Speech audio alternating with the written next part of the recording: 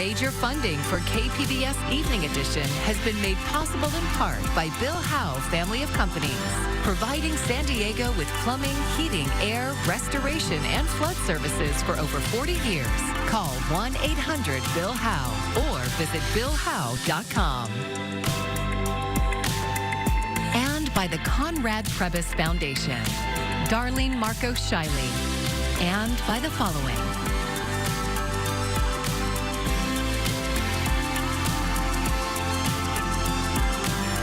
And by viewers like you. Thank you.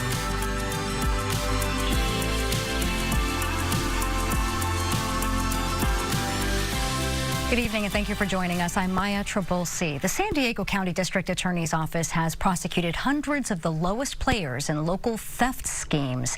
But KPBS reporter Katie Hyson says the people in charge remain out of reach. Thank you, Chairman Biggs, Ranking Member Cohen. San Diego District Attorney Summer Stephan spoke before the House Judiciary Committee Wednesday. She says her office has prosecuted more than 330 people for organized retail crime in the past few years. The thefts account for more than $3 million in store losses. But this is just the tip of the iceberg. She says despite the resources they've put toward it, we cannot get through as a county prosecutor to the level of the organized criminals that are pulling the strings and that are responsible for reselling the products. Stephan asked the lawmakers to create a national database to track these crimes.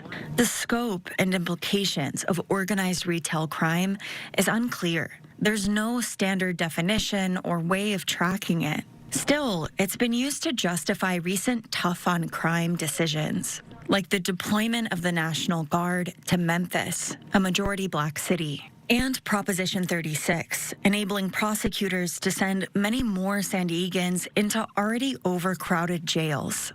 In May, Stephan's office announced a sentence of 6 years for a man convicted of organized retail crime. He stole about $19,000 worth of goods. His incarceration will cost taxpayers about $780,000. Katie Hyson, KPBS News. Many Americans say it's harder than it used to be to pay for things like groceries and holiday gifts. But Bank of America statistics show many low and middle income paychecks aren't keeping up with inflation. New economic reports delve deeper into the affordability issue. Amy Kiley reports they come as the president prepares to address the nation tonight. 2026 is going to be a bountiful year. The Trump administration is promising a happy new year for affordability ahead of the president's primetime address tonight. The White House says he'll look back on 2025 and look ahead to 2026. Economists and fresh data paint a complicated picture of affordability. A new report shows retail sales were flat between September and October. Affordability is certainly an issue, but when you have higher income earners, it's going to be less sensitive for them. A report out yesterday shows the unemployment rate hit a 4-year high last month. We are in this sort of no hire, no fire type of market. It also indicates the economy lost 105,000 jobs in October and gained 64,000 last month. Over the last 6 months, there's been essentially no job growth. And there's 3 reasons for that: immigration, DOGE, and tariffs. Another part of affordability is the cost of goods. Tomorrow's Consumer Price Index update will give insight into that. Statistics show CPI growth was easing for the first few months of the year. Then what happened is you saw the president come into office and ignite the most inflationary policies in our lifetimes with these tariffs. As for the GDP, as we go into 2026, I'm still pretty optimistic. I'm Amy Kiley reporting. PBS News is covering President Trump's address. You can watch it here on KPBS, and that's live at 6 o'clock tonight. We'll rejoin regularly scheduled programs following the address. The clock is ticking for Congress to secure a floor vote on pandemic-era Obamacare subsidies before their scheduled holiday break, since some Republicans are showing willingness to compromise. There's no family that I'm talking to in Alaska that can afford a tripling of the rates that they pay. We already pay some of the highest costs in the country. We're going to have to address this. And as the party in charge, we've got a responsibility to figure it out. Today, 4 Republican lawmakers backed a Democratic push to extend those subsidies. And with that, Democrats now have enough signatures on their discharge petition to require a floor vote. The 4 GOP lawmakers defied House Speaker Mike Johnson in choosing to vote across party lines. This is, to me, a betrayal to the rest of us Republicans. I think that they're short-sighted. The truth is, even if we pass what this discharge petition is going to do, people's premiums are still going to go up. And those enhancements are set to expire on January 1st, but the vote won't happen until sometime in January. If the subsidies lapse, analysts say many people will see their health care costs rise significantly. Well, we have some really significant cloud cover near the coast at times this week. That'll continue late this week, at least in the early morning hours, but brighter skies into the afternoon. We have some warm weather as well. Overnight tonight, we'll get down to 40 in Ramona, 45 Borrego Springs, 42 Escondido, and around 49 from Chula Vista to San Diego. So certainly cool at night, but the daytime weather remains very warm. Inland areas, temperatures surging, not far from record highs. We'll take a look at that full forecast coming up. San Diego's Claremont and College area neighborhoods have new community plans after the City Council approved them today. KPBS Metro reporter Andrew Bowen says they aim for more housing near public transit. The new community plans maintain low-density zoning in most of Claremont and the College area, but shopping centers and major streets in the neighborhoods could see new mixed-use development with retail, apartments, and public plazas. Councilmember Sean Ela Rivera says the College area's old plan, adopted in 1989, failed to allow for adequate growth near SDSU, forcing students to live in crowded bedrooms and garages. And the impacts it has on their lives and their neighbors' lives is real. The many frustrations that come from living where people have to as opposed to where they should. And I think that we are going to be able to take a major step forward with the plan that's in front of us. Still, some residents of the College area said the plans for apartments in neighborhoods previously restricted to single-family homes were excessive and would overburden the College area's streets and library. Provide infrastructure to support the growth that you seek. Build like new communities build. Planning for growth, planning for many factors. Preserve and protect our one and only asset, our single-family housing stock. The plan update in Claremont faced comparatively less resistance. And like the College area, most of Claremont remains zoned for low-density single-family homes. Council President Joe LaCava cast the lone vote against the Claremont plan. He said the city should have done more to allow growth near the $2 billion extension of the Blue Line trolley. Would it have made the community happy? Heck no, I know that. But we're doing this to every single community where we're pushing the envelope further. And when you've got one that has such amazing bones of an infrastructure backbone, why wouldn't we take advantage of it? A state law passed this year called SB 79 could supersede the city's zoning and allow for even more housing near public transit. It allows property owners to build apartments of 5 to 6 stories within a half-mile radius of trolley and rapid bus stops, even if the local zoning prohibits it. Andrew Bowen, KPBS News. Right now, the South Bay Union School District is considering a plan to close 2 more schools as the district grapples with declining enrollment and rising costs. The district's Board of Trustees is meeting now and expected to vote tonight. Nearly 400 students at Central Elementary School will most likely have to relocate to another campus next year, while 2 more schools, Berry and Sunny Slope, could be next on the chopping block. Teachers say families are feeling shut out. We as a community need to hold the school district, the school board accountable. They need to do what is best for our students and for our community and bring the community to the table on the decisions that they are making. The community came out to voice their concerns and voice why the school needed to stay open and how vital the school is to our community. And basically it's a slap in the face to the community. The district says Berry and Sunny Slope are part of a phased consolidation plan with no additional closures until at least the 2028-29 school year. Families from all three schools are expected to speak during public comment. I'm Jeff Bennett. Tonight on the NewsHour, a new PBS News poll shows Americans give President Trump low marks on his handling of the economy. That's at 7 after Evening Edition on KPBS. For many Latino immigrant and mixed status families, the holidays are usually about gathering, tradition, and faith. But this year, KPBS health reporter Heidi DeMarco says heightened immigration enforcement is changing how and if families celebrate at all.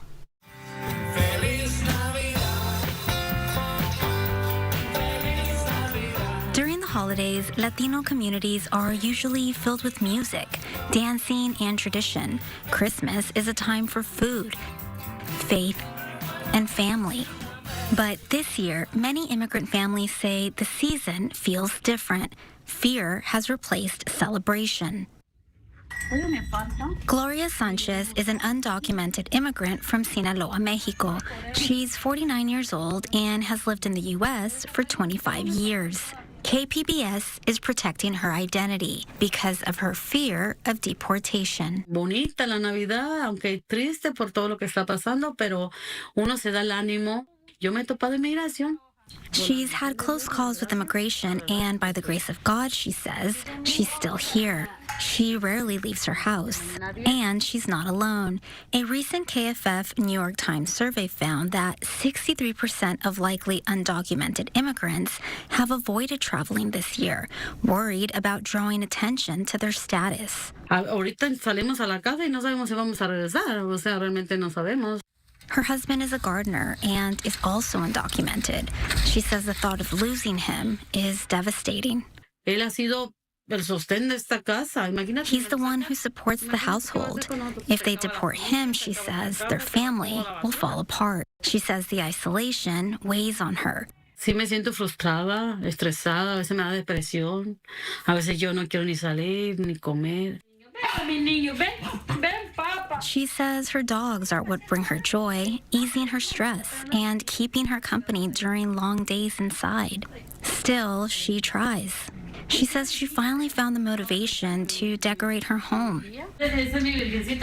Faith remains central to her life, especially now. But even the simplest traditions feel risky this year. The Day of the Virgen de Guadalupe is one of the most important religious celebrations in Mexican culture. Traditionally, families gather for early morning mass, music, prayer, and gratitude. Me voy a arriesgar. It's a risk she's willing to take. It's 4:30 in the morning when Sanchez arrives at the church. Inside, incense fills the air.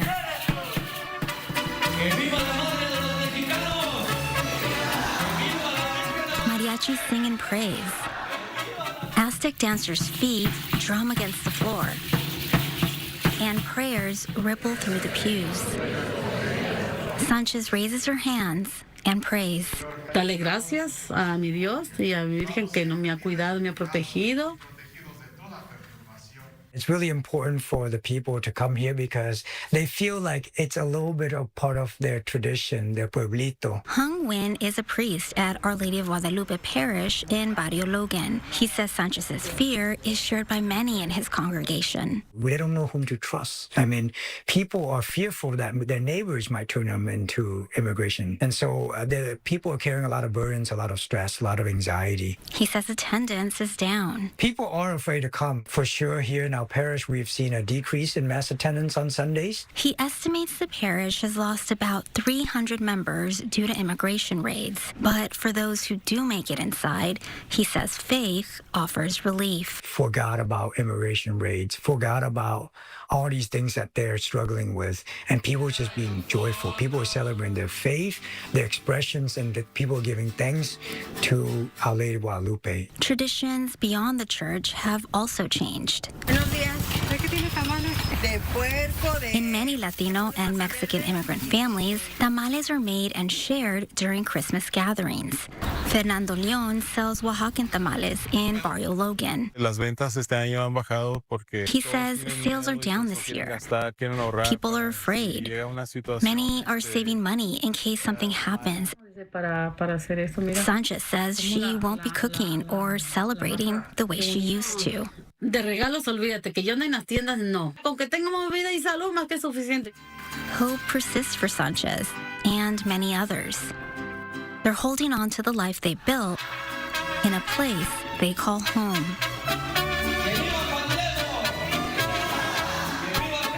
Heidi DeMarco, KPBS News. Of course, there may be many reasons why people may feel extra stressed around the holidays. KPBS Midday Edition talked with a therapist about coping strategies. You can listen now at kpbs.org/midday edition or wherever you get your podcasts. With just days to go before Christmas, elementary students in San Diego are feeling the holiday magic. KPBS reporter Jacob Ayers says at one school in San Diego Unified, free gifts and a surprise guest are making some wishes come true. The elves are doing their job. The reindeer are revved up. I just got to slim down to get through these chimneys, and I'll be good. Santa is already in town at Choyas Mead Elementary School.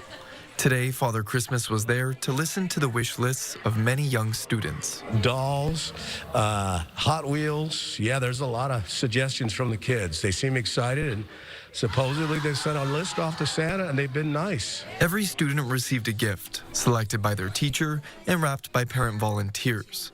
That includes first graders Ariana Perez Mojica and Isabella King Speaks, who are feeling excited about the holidays. Well, you get to spend time with your family, and you get to, you have gifts. Christmas is my favorite year. It's your favorite time of the year?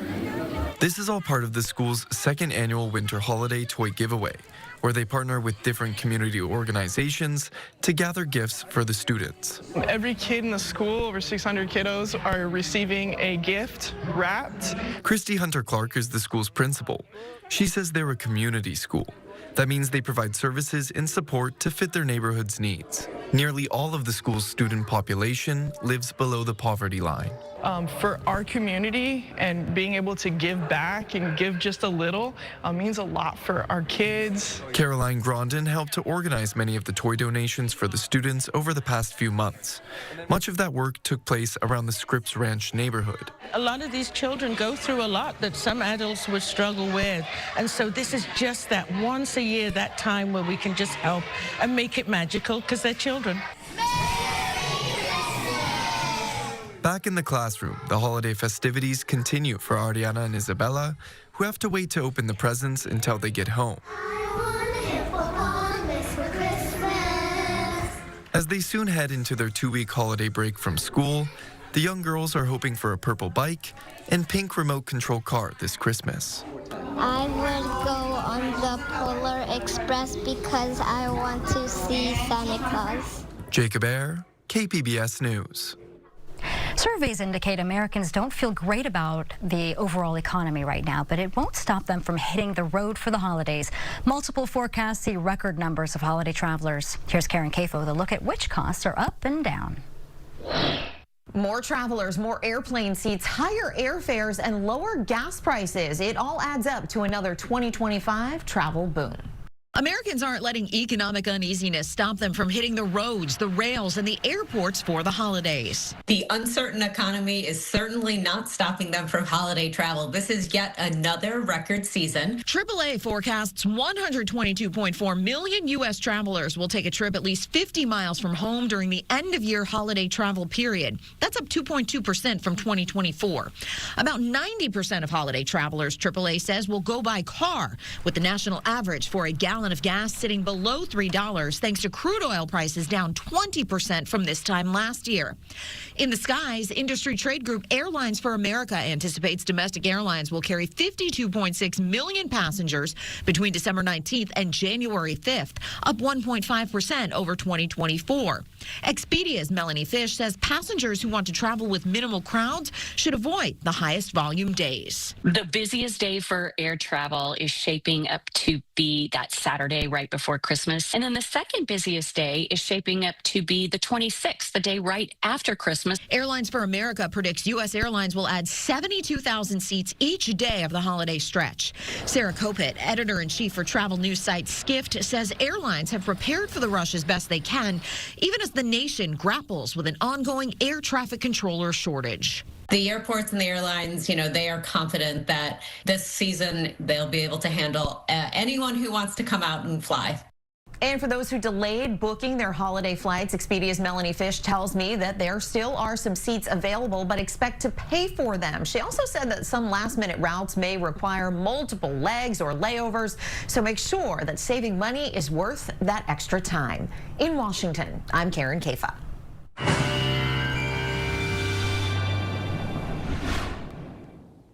Well, we have some more warmth out there, but with this strong and persistent zone of high pressure, we have had not just the daytime warmth with near record highs. We're going to be warmer on Thursday, but also the stagnant nature of this air mass has led to some air quality concerns. There have continued to be some wood-burning bands and so forth up to our north into parts of Orange County and western San Bernardino counties, and again, some other issues with air quality, especially to the north.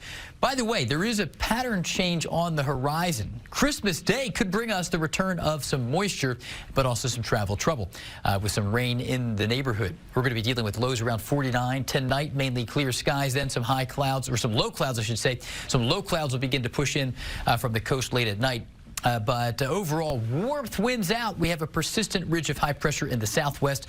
The storm track is diverting the rain way to our north, so we're going to continue to stay very warm and dry. Temperatures in the inland areas like Ramona, Escondido, El Cajon, you're going to be a little warmer than it was today. Tomorrow, so Thursday warms up a little bit more. 78 in Borrego Springs, Mount Laguna 61 in the mountains, but we'll be around 71 in San Diego. Brightest in the afternoon. The rain stays near and mainly north of Interstate 80 for Friday, so we do stay dry and relatively balmy for this time of the year. And we're going to stay warm here into early next week with a persistent ridge of high pressure in the area. Some areas will be getting close to record highs. We're going to go from the inland parts of Southern California into areas around Denver, even Scottsbluff, Nebraska, facing some potential for near record highs early into the weekend. Travel weather, we're in good shape locally Friday, but if you're traveling way to the north, we have a lot of problems across the northwest. Jumping ahead to Monday, another big travel time. We continue to look good early on. You'll notice, though, Tuesday, preceding Christmas, we'll begin to see some showers in more of Central California. And then Wednesday, here we get into some rain, especially into Thursday. So we do have some issues on the horizon later next week. For the coast, we're going to be between 65 and 71 degrees, warmest on Friday. Low clouds in the morning, brighter in the afternoon. Inland areas, 82 Thursday, 80 Friday, then some cooling for the weekend. Into the mountains we go, hovering in the low to mid 60s and back to the mid 50s by Monday. And in the deserts here, we're hovering around 83 Friday for our warmest day before some cooling for the weekend. I'm AccuWeather meteorologist Jeff Cornish for KPBS News. 122 years ago today, the era of powered flight began when Orville and Wilbur Wright managed to get the airplane they built into the air for the first time. KPBS reporter John Carroll says an event at the San Diego Air and Space Museum today to honor the anniversary didn't go quite as planned. This is an exact replica of the engine the Wright brothers used to power their airplane. This story was supposed to begin with the sound of it firing up, but today the engine decided not to cooperate. Our first problem this morning was the fuel. We weren't getting enough fuel. Robert McClure is the supervisor of the museum's machinist shop. He knows this old engine inside and out. And then we got enough fuel, then we had no ignition, and we couldn't get, something got shorted out, so we had no ignition to fire the fuel off. The original engine was actually built by the Wright brothers mechanic machinist Charles Taylor. Museum president and CEO Jim Kidrick says what happened this morning probably happened to Taylor and the Wright brothers many times. It's really probably indicative of what they experienced many, many, many times before that first flight, realizing that first one was only 12 seconds and 120 feet. Just steps away from the engine, here inside the museum's rotunda, is an exact exact replica of the airplane that engine powered, the Wright Flyer. And all around it, both here in the rotunda and throughout the museum, other amazing milestones of flight. The Wright brothers' achievement set the world of powered aviation in motion. In 1911, Glenn Curtiss sold the Navy its first airplanes right here in San Diego. Then we have, on May 20, 1927, Lindbergh crosses the Atlantic solo when people had died trying to do that. Fun fact, even though Charles Lindbergh's airplane was called the Spirit of St. Louis, it was actually built by Ryan Aircraft in San Diego. And of course, Amelia Earhart crosses the Atlantic solo 5 years to the day later after Lindbergh. And October 14, 47, we break the sound barrier, and nobody thought that was going to happen. In 1969, we walk on the moon, and we're going to go back to the moon, and I think we'll get to Mars eventually. From the possible future back to the knowable past and our old friend here, it might not have wanted to start this morning, but 1 year from today, it'll be running.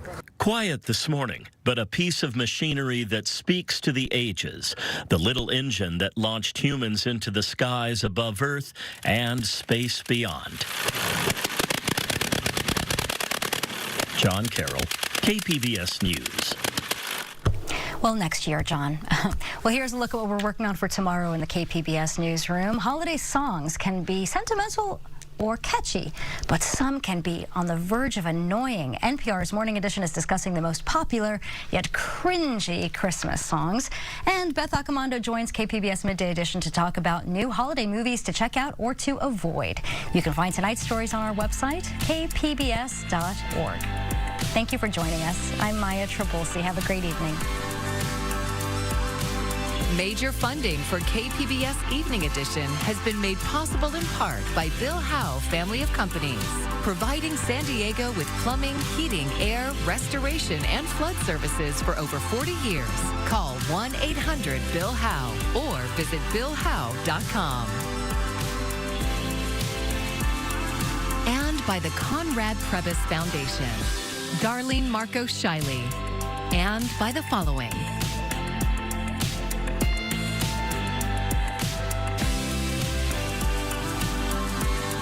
And by viewers like you. Thank you.